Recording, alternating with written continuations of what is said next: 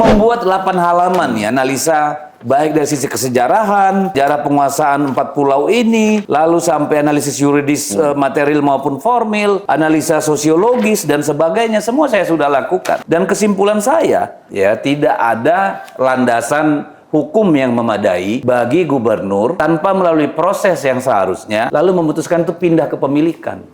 Gubernur Sumut bilang, ayo kita kelola bersama. Sekarang saya kasih tahu, ini Gubernur Sumatera Utara gagal dalam melindungi pariwisata. Danau Toba itu akan dicabut status geoparknya.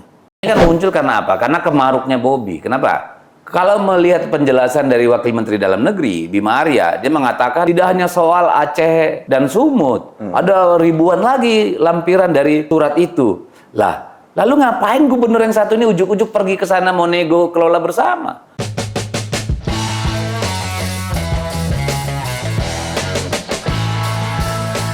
Guys-guysku, selamat bahagia untuk kita semua. Tapi kayaknya kebahagiaan nggak datang dari provinsi di ujung Indonesia, Provinsi Aceh. Karena ada 4 pulau yang lagi diutak-atik, Bang.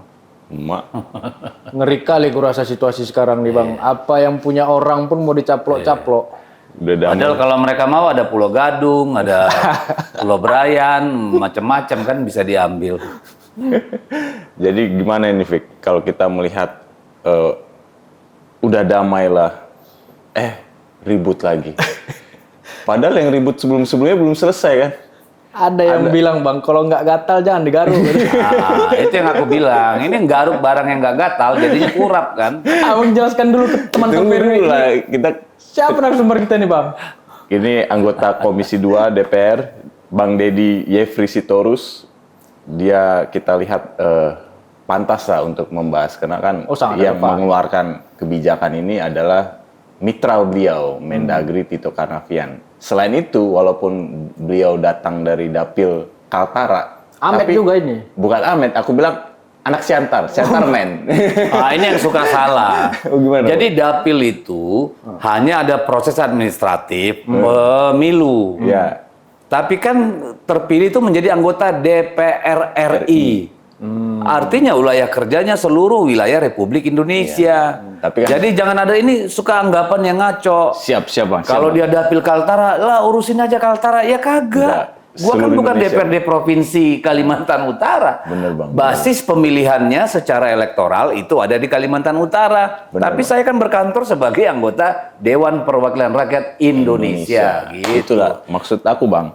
Abang relevan lah Komisi 2, kemudian mengetahuilah secara geografis Sumatera dan semangat Sumatera. Dan itu kampung saya itu, nenek saya, kakek saya di sana. Saya SD besar di sana juga. Itu makanya pas. Kami juga terima kasih, Bang, sudah disambut di Deddy Sitorus TV. What the talk. Ini torpedo. Torpedo fit what the talk. Jadi langsung aja, Vic, kita torpedo Bang Deddy. Soal apa itu, Vic, pertama, Vic? Bang, kalau kita lihat secara historis, ada surat kesepakatan antara Raja Inal Siregar, Gubernur Sumatera Utara pada 1992, dan Gubernur Aceh pada saat itu Ibrahim Hassan, dan disaksikan oleh Mendagri Jenderal Purnawirawan Rudini pada saat itu, terkait 4 pulau ini, Pulau Panjang, Mangkir Gadang, Mangkir Getek, dan Lipan, itu masuk ke wilayah Kabupaten Aceh Singkil, Provinsi Aceh. Dan Sumut tidak punya kewenangan untuk mengutak-atik ini. Kemudian diperkuat lagi dengan Undang-Undang Nomor 11 Tahun 2006 tentang pemerintahan Aceh. Di situ diatur juga tentang tapal batas wilayah Sumut dan Aceh. Lalu diperkuat lagi dengan putusan Mahkamah Agung Nomor 001 PHUM 2013. Artinya dengan 3 dasar ini sebenarnya tidak ada alasan lagi, Bang, untuk memperdebatkan status kepemilikan pulau ini, Bang. Ya. Ada Undang-Undang Nomor 14 juga tentang daerah tingkat 2 Aceh Singkil. Ya. Jadi ada tambahan di situ. Artinya sudah lengkap, Bang. Kenapa, Bang? Kalau bicara tentang formal yuridis, ya analisis yuridis, baik yuridis material maupun yuridis formil, sebenarnya banyak sekali alasan. Secara undang-undang, secara regulasi, sebenarnya yang harusnya membuat kita nggak perlu mengutak-atik ini, ya. Lalu kemudian tiba-tiba ujuk-ujuk, kenapa saya katakan ujuk-ujuk? Karena tanpa proses pelibatan stakeholder, para pihak secara memadai, Kemudian Kementerian Dalam Negeri potong Kompas, cetek, putusin. Ya, tidak ada dialog para pihak. Harusnya kan Kementerian Dalam Negeri berdialog dengan Pemprov Aceh, Nanggroe Aceh Darussalam dan DPRA. Lalu dengan pemerintah Kabupaten Singkil dan masyarakat. Ya. Dengar dulu semua pandangannya bagaimana. Tidak bisa hanya kekuasaan administratif yang dimiliki oleh menteri lalu dia memutuskan itu. Itu artinya tidak due process of law. Ya, tidak merupakan proses administrasi hukum yang benar gitu loh. Kalau menurut saya. Dan ini kan juga aneh. Mereka katanya kenapa tiba-tiba mereka melakukan itu? Karena katanya perlu untuk administrasi untuk disampaikan pada PBB.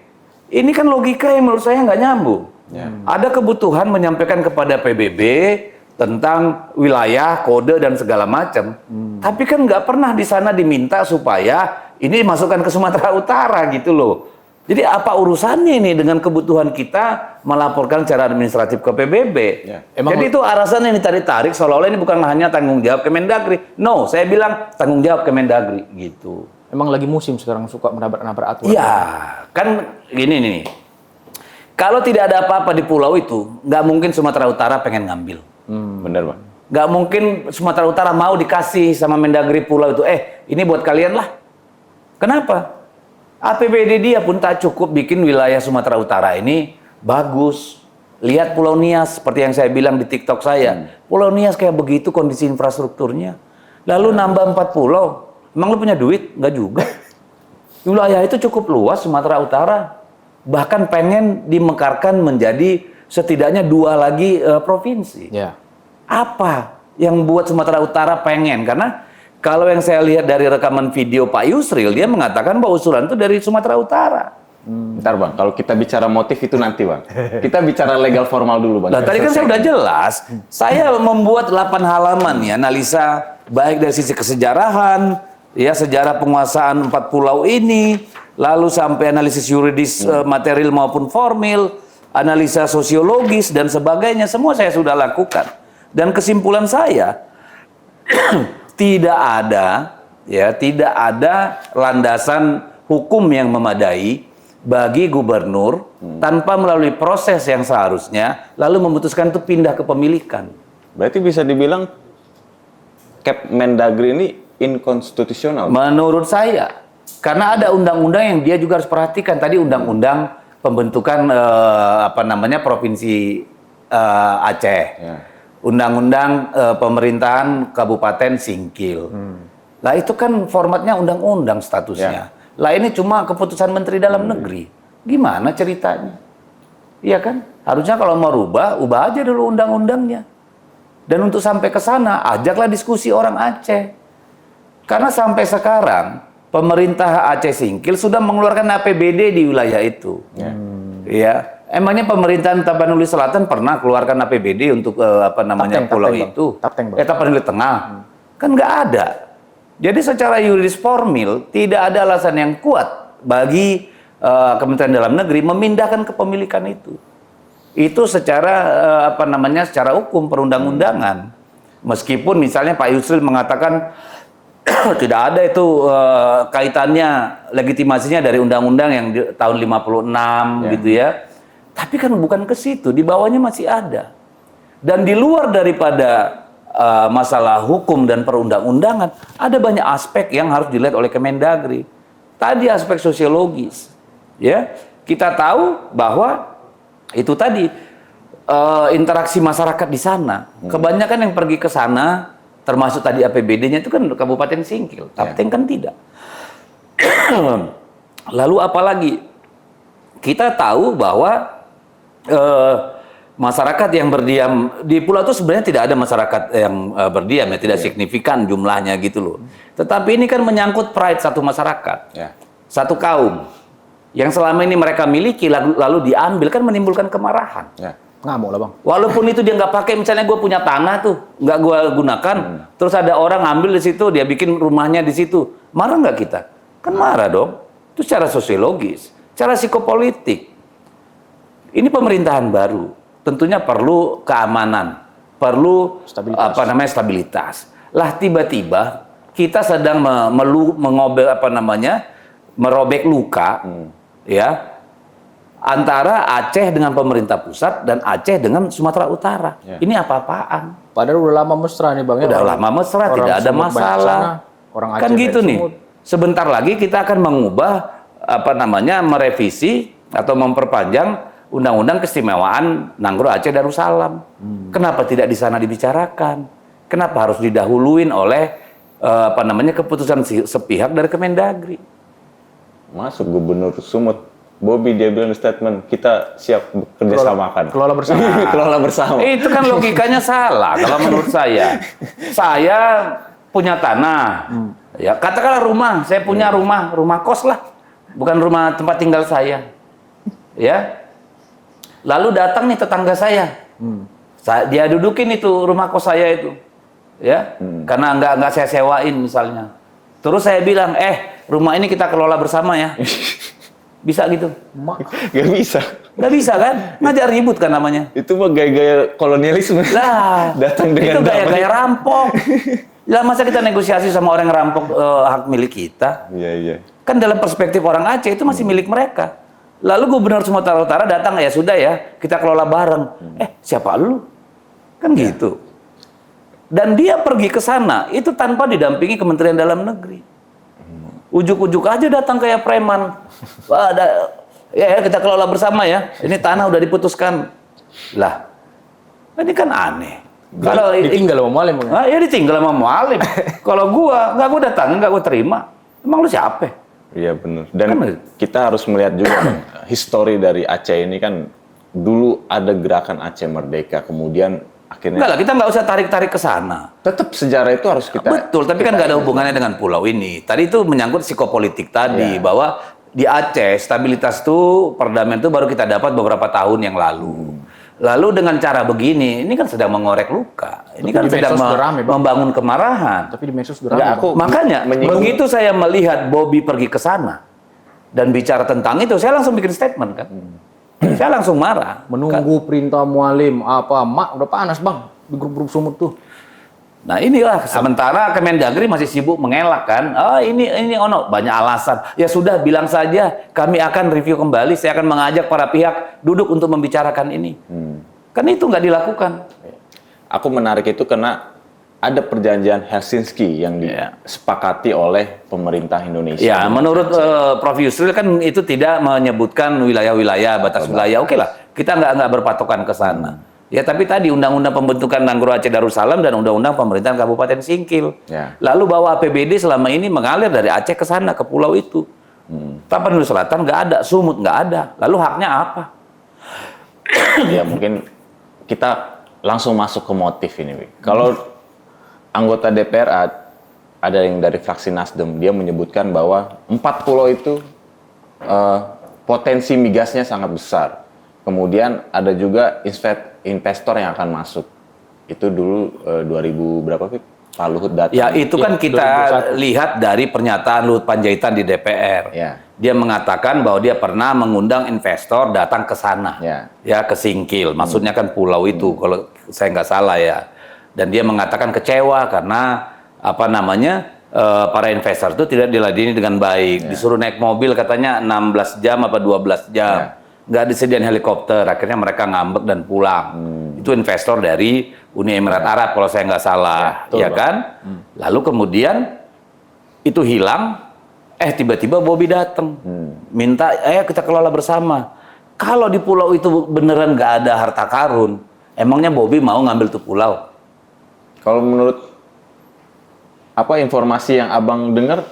Ya itu tadi, kita berpatokan aja pada pernyataan Luhut Panjaitan, bahwa di sana ada potensi yang investor bisa kelola. Tapi kemarin diwawancarain lagi tuh Bang, yang terbaru Bang. Itu kan 2021 itu Bang. Yang terbaru lagi dia bilang cuma mau bangun resortnya orang WA ini katanya. Ya nggak ngerti lah saya. Ya kan kita nggak tahu. Wartawan nanya lagi Bang, apakah ada potensi migas di sana? Oh kalau gitu saya belum tahu katanya. Loh, kalau cuma bangun resort katanya, Bang. Ngapain dia ke sana? Emang mengharapkan turis dari mana? Itu kan menurut saya belum tentu benar. Bisa jadi Pak Luhut nggak jujur. Ngapain orang dari UEA bangun resort di Tempat yang orang Indonesia pun nggak pergi ke sana. Yang pergi ke sana kan cuma nelayan. Ya sama wisatawan lokal. Emang apa kelebihannya? Karang nggak ada, indah banget nggak ada. Sangat jauh dari bandara manapun. Betul. Mau bangun resort apa di sana? Darat paling akses yang sana. Hah? Darat Gimana? Untuk nyebrang lagi? enggak, kalau mau datangin wisatawan kan paling dari Medan, dari mana? Kan darat. Iya, darat. Siapa mau ke sana ke Danau Toba aja orang dari Medan capek. Lu ada-ada saja. Jadi saya nggak percaya tuh apa yang disampaikan Luhut bahwa mau bangun resort. Karena apalagi ini investornya dari UEA sana. Pasti barang besar kan? Pasti sesuatu yang besar dan sesuatu yang terkait dengan keahlian mereka. Membangun resort di Bali aja kali mereka jelas duitnya kembali. Soal motif berarti ada puzzle yang hilang, masih ada tanya-tanya. Ada ketidakjujuran di sana gitu aja. Karena nggak mungkin tiba-tiba ujuk-ujuk ini barang langsung diketok, kemudian running. Kayak satu tarikan napas, Gubernur Sumut bilang, oke, kita kelola bersama, pemerintah pusat mengumumkan, ini kayaknya, tapi hanya Gubernur Aceh. Nah ini logikanya lah, kalau itu mau resort, lalu Gubernur Sumut bilang ayo kita kelola bersama. Sekarang saya kasih tahu, ini Gubernur Sumatera Utara gagal dalam melindungi pariwisata. Danau Toba itu akan dicabut status geoparknya. Ya, bayangkan status geopark UNESCO itu akan dicabut oleh PBB. Karena apa? Tidak terawat, tidak sesuai standar internasional. Lah dia mau pergi bangun resort ke Pulau Mangkir Gadang, nggak masuk akal. Atau dia mau kembangkan pariwisata, kembangkan Pulau Nias, ombaknya bagus kayak Mentawai. Ya, adat istiadatnya bagus, pemandangan indah, nggak akanlah dia ambil. Di Serge atau Deli Serdang juga ada namanya Pulau Berhala, Bang. Banyak, pulau banyak di sana. Jadi udahlah, omong kosong tuh kalau dibilang tuh mau bangun resort atau pariwisata. Ada sesuatu yang lebih besar dari situ. Mau dikeruk nih, Bang ya? Yang mau dikeruk. Kayak migas begitu. Bisa migas, nggak tahu saya. Karena kan kita asosiasi Atau berpikir. siapa tahu di sana ada juga tambang blok Medan nanti dibikin kan nggak asosiasi tahu. berpikir kita kan blok Medan, Bang. Iya, blok Medan. Jadi untuk di Komisi 2 ini seperti apa sih, Bang? Ini reses nih, Bang. Lagi reses. Tapi nanti sama kita, Mendagri, Bang. ya, ada beberapa orang dari Kementerian Dalam Negeri yang ini saya tanya kenapa nggak rapat diskusi? Wah Pak, nanti kalau diajak berunding pasti mentok Pak. Lah ya kalau mentok berarti kan nggak usah dipaksa, saya bilang gitu. Ngapain lu paksain yang orang nggak bisa musyawarah mufakat? Kan gitu nih. Nah ini yang salah. Kalau alasannya adalah karena letak geografisnya persis di depan Tapanuli Selatan. Banyak banget wilayah Indonesia yang seperti itu. Ambil contoh dapil saya. Ada namanya Pulau Bunyu. Itu kaya gas luar biasa. Kaya batu bara. Bertetangga dengan yang namanya Pulau Tarakan, tidak ada kekayaan alam apapun di situ. Tetapi ini nggak dibuat satu daerah. Dia malah menjadi bagian dari Kabupaten Bulungan yang jauh sekali dari pulau ini. Ya, loh. Ini urusan geografis nih. Kalau itu mau dipakai jadi alasan, banyak lagi. Kalau alasannya geografis, kita rebut aja kembali Pulau Christmas sana. Why not? Lebih dekat. Lebih dekat daripada ke Australia. Tapi kan ada fakta sejarah. Yes, sama. Pulau 4 ini juga ada historinya. Kenapa itu diabaikan hanya dengan alasan karena mau penertiban kode pulau, karena berhadapan langsung sama Tapanuli Tengah. Ini kan alasan yang dibuat-buat. Tapi informasi yang Bang dengar, yang mengusulkan ini ke Kemendagri siapa, Bang? Loh, dari video yang saya lihat pernyataannya Prof. Yusril, Menko Hukum dan HAM itu yang mengusulkan Sumatera Utara. Nanti cek, saya ada videonya di TikTok ya, kalau saya nggak salah, itu mengatakan bahwa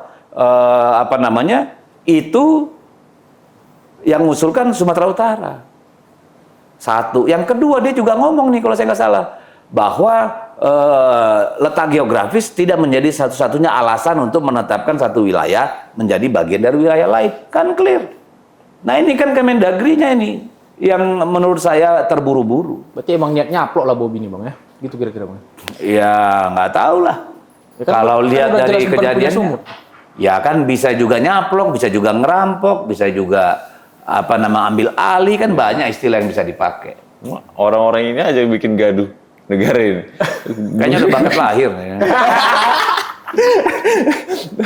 Nggak tahu kenapa ya bang. Kan kita lihat Pak Jokowi beberapa masih lah hangat ijazah palsu. Itu pun nggak klimaks kan. Kemudian sekarang Gibran masih rame soal pemakzulan sekarang Gubernur Sumut, Bobi. Kayaknya masalah nggak pernah jauh dari mereka itu. Iya. Cuma mungkin dulu kalau bapaknya masih berkuasa, nggak ada yang berani mempermasalahkan ini kali ya. Cuma karena udah nggak berkuasa ya semua orang berani, tapi nggak tahu lah saya yang benar. Tapi kalau menurut saya, Kemendagri harus hati-hati. Pak Prabowo, saya percaya nanti akan mengembalikan itu pada Aceh. Ya, karena apa? Risiko politiknya terlalu besar. Benar. Lah ini kan sekarang mereka sedang, putusan Mendagri ini menyebabkan apa? Munculnya etnonasionalisme kembali di orang-orang Aceh. Ya. Menjadi satu perasaan yang katakanlah dipinggirkan atau teraniaya. Lah ini kan tidak bagus. Menurut abang dia sebelum bikin Cap Mendagri ini 300 sekian ini koordinasi nggak bang sama presiden bang? Menurut saya enggak. Enggak ya bang? Enggak. Main gas saja ya? Ya menurut dia itu kewenangan dia, udah benar alasannya ada. Nah kan alasan bisa cari-cari kan. Ya, menurut dia ini udah bisa ya oke silakan. Ini kan sama kayak kasus Mas Hasto juga. Penyidiknya percaya ini udah, ya udah. Sampai saksinya semua penyidik kan sama aja. Aku mau tanya, presiden keberapa maksudnya koordinasi dia? Presiden ke-8 lah bang. Oh, iya. Karena terakhir kan lewat keterangan Wakil Ketua DPR Bang Dasko, diambil alih sama presiden kan. Ya kalau diambil alih kan artinya presiden sebelumnya tidak tahu menahu. Benar. Emang banyak sih yang nggak tahu menahu ya presiden sekarang ini. Ya yang sebelumnya kan I don't like. Lagi ini kan muncul karena apa? Karena kemaruknya Bobi. Kenapa? Kalau melihat penjelasan dari Wakil Menteri Dalam Negeri, Bima Arya, dia mengatakan tidak hanya soal Aceh dan Sumut. Ada ribuan lagi lampiran dari surat itu. Lah, lalu ngapain gubernur yang satu ini ujuk-ujuk pergi ke sana mau nego kelola bersama? Sementara yang lain tidak ada melakukan tindakan. Mungkin motifnya mendinginkan suasana bang, ketemu mualim, berdiri bareng. Dari mana logikanya itu mendinginkan? Lu datang menegokan harta orang. Lo itu ngajak ribut apa ngajak damai? Iya sih ya. Kalau ngasih ini gue kirim dari Medan nih satwa liar buat di sini nggak apa-apa. Kalau dia ngajak damai dia tulis surat lah, Pak Gubernur Aceh yang saya hormati, saya menerima surat pemberitahuan dari Menteri Dalam Negeri bahwa 4 pulau itu sekarang mau menjadi milik saya, Sumut. Tapi saya merasa hal ini perlu kita bicarakan bersama. Berhubung ini ada putusan pemerintah pusat. Saya mohon Bapak berkenan kita berdialog. Itu ngajak damai. Lalu datang ujuk-ujuk. Udah tuh pakai istirahat lagi, Gubernur Aceh harus nungguin. Iya kan? Datang dengan gaya yang jumawa. Ya ditinggal. Ya rasain. Tapi teman abang udah sur juga itu bang Bupati Tapteng bang. Loh, dia kan ada di hilir. Kalau di apa namanya, kalau itu kan Tapteng kan sebenarnya nggak ada keterlibatan di situ. Ya, kan yang ngusulkan Sumut dan ke Kemendagri. Ya dia sebagai apa namanya? Karena gubernur itu perpanjangan pemerintah pusat, ketika diajak oleh Menteri Dalam Negeri mau nggak mau harus ikut dan terlibat dong. Apalagi wilayahnya kemudian yang kena. Makanya dalam video saya kan saya tegaskan di situ, tolong Tapteng jangan ikut-ikutan urusan ini. Karena ini urusannya adalah Kemendagri dan Sumut gitu. Mantap. Kenapa kalian jadi bingung nanyanya? Enggak bang. Aku mencoba. Kenapa ya? Kalau Mendagri seperti ini melakukan mengeluarkan kebijakan yang inkonstitusional, dan kita tahu tarikannya ini Tito Karnavian ini kan juga menterinya Pak Jokowi pada masa lalu. Kita beberapa kali ketemu dengan kejadian seperti ini, seperti Pak Menteri ISDM Pak Bahlil yang mengambil kebijakan 3 LPG.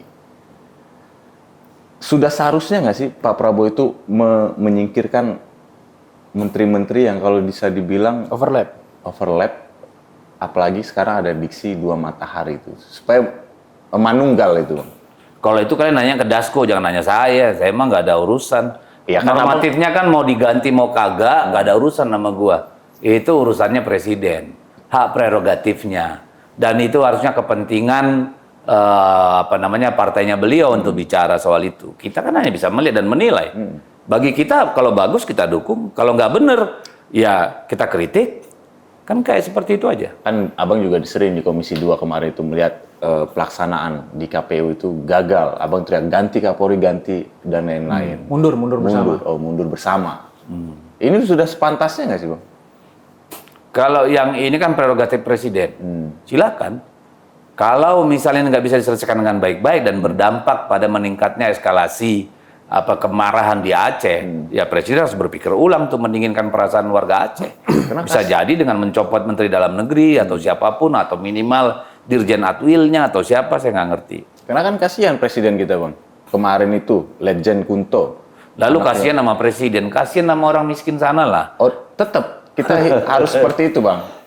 Tapi kan Legend Kunto tiba-tiba dipangkas kemudian balik lagi. Di situ ada motif Pak Trisno soal pemanggilan. Ya itu konsekuensi dari kabinet yang dibentuk tidak berdasarkan kompetensi, tidak berdasarkan satu profiling dan analisa assessment yang baik.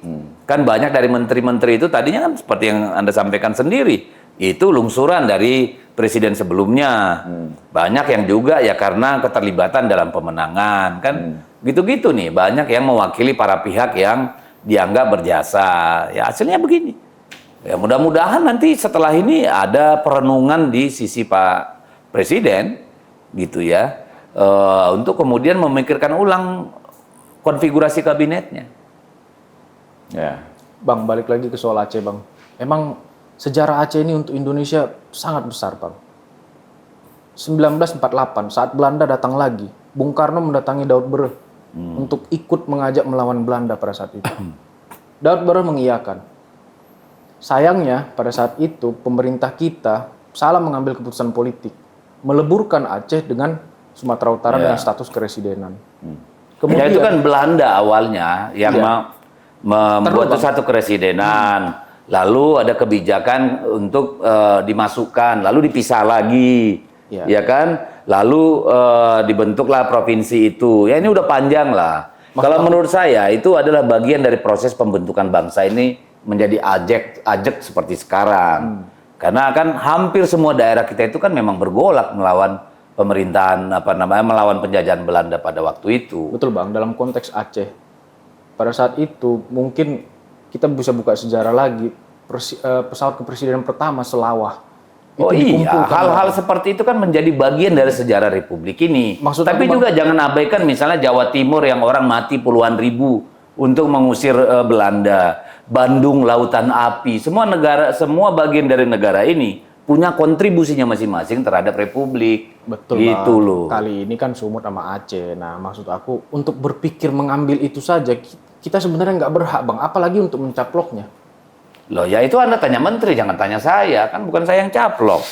Apa catatan Abang, Bang, yang seharusnya dilakukan? Pokoknya Menteri Dalam Negeri tidak berpikir dengan realistis, tidak berpikir secara sosiologis, psikopolitik, historis. Ini betul-betul keputusan yang menurut saya dipaksakan.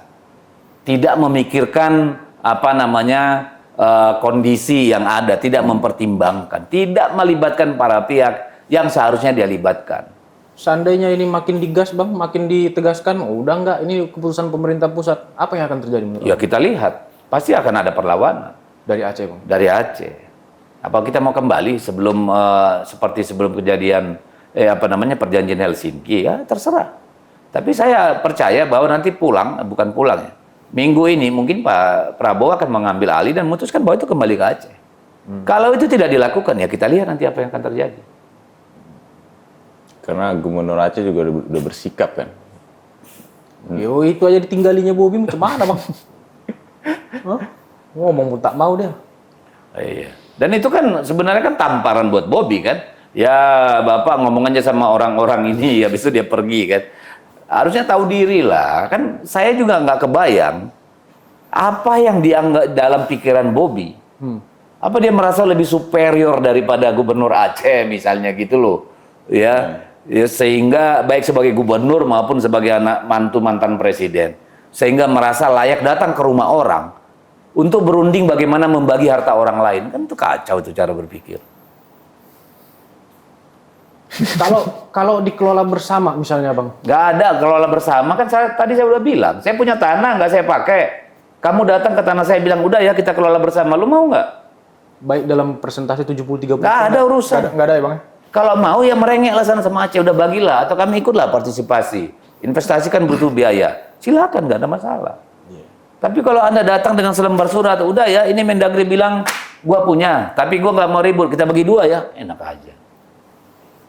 Itu kan nggak boleh. Kalau bicara potensi, sebenarnya banyak di Sumut itu yang masih bisa dikelola. Udahlah, kalau Danau Toba dia beresin itu banyak ekonomi bisa bergerak di sana. Ya, ada Kuala Tanjung di sana. Ada Pulau Nias segala macem. Apa sih yang kurang? Tapi nggak ada tambangnya kali bang. Migasnya itu kali di sini. Lah kan kabarnya dia punya tambang di Maluku, cukup lah buat dia itu. Di Sumut bang. Hah? Yang dia kuasai. Cari bang. tambang pasir lah banyak tuh di Maluku. Bang, tadi abang nyebut-nyebut nama Pak Luhut. Dalam beberapa peristiwa penting selalu disebut-sebut Pak, Bang. Nama Ya Pak ini kan Luhut. menteri segala urusan. Nggak ada yang nggak diurusin Luhut ini kan. Semua hal diurusin. Katanya sih karena dipercayakan presiden. Ya nggak tahu apa presiden yang karena terlalu percaya atau dia memang mau ngurusin semua. Yang tahu kan mereka. Jadi kalau aku tarik benangnya Bang, kalau memang itu permintaan Bobby, dikeluarkan keputusan oleh Pak Tito, berarti atas instruksi juga dari Pak Luhut kali. Nah itu kan asumsi, saya nggak tahu ya. Tapi saya yakin ini ada benang birunya lah semua ini, nggak mungkin ujuk-ujuk. Emang Bobby kenal juga itu investor yang dulu datang ke sana kan belum tentu. Ya. Singkil dan Tapanuli Tengah, secara budaya sebenarnya agak mirip-mirip bahasa. Ya nyampur ini, ada Bahasa sebagian Melayu- Aceh, tapi kan Melayu juga ini. ada sebagian warga dari Tapanuli, dulu Tapanuli Selatan gitu ya. Ada, jadi ini udah campur baur. Kalau dari segi komposisi, ini mirip-mirip sama Tapanuli Tengah sebenarnya, cuma ada tambahannya Aceh. Kalau di Tapanuli Tengah tambahannya kan Nias misalnya, ini udah proses yang cukup lama. Dan secara Problem yang paling harus kita lihat adalah selama ini damai-damai aja nggak ada masalah. Ngapain sih lu urusin? Kayak nggak banyak urusan yang lain. Top. besok Mendagri akan dipanggil khusus nggak Bang ke Komisi 2 dengan ramainya ini Bang? Ya nanti kan kita masih reses. Nanti habis reses pasti kita akan panggil. Pasti ya Bang. Tapi di diskusi grup itu udah ada bang? Wacana itu, mau manggil itu. Ya pastilah. Udah ada bang? Udah. Ya sampai PDP doang yang manggil. Ya nggak apa-apa. Karena kan yang kayak gini-gini jangan dibiarkan lolos terus tau bang. Kita melihat apa tata negara kita udah compang-camping, dihancurkan kanan kiri. Kayaknya anggota dewan kita melihat secara kolektif ya, permisif. Iya, kalau yang lain ngomong terlalu keras langsung ditelepon sama pimpinan partainya ya takut lah ngomong. Kembali ke kita, kalau nggak ngomong ditelepon. Apa lo mulutnya udah nggak bisa ngomong ya? Ya cemana Bang ditelepon sama pimpinan partai, di MKD kan pula Bang. Bukan hanya di MKD kan PAW. Atau pindah komisi air mata kan? Komisi berapa sekarang Ya komisi 2 lah. Berarti Abang di air mata nih sekarang? Oh iya dong. Tapi harga mata kegembiraan karena urusannya tanah rakyat, urusannya pemerintah daerah.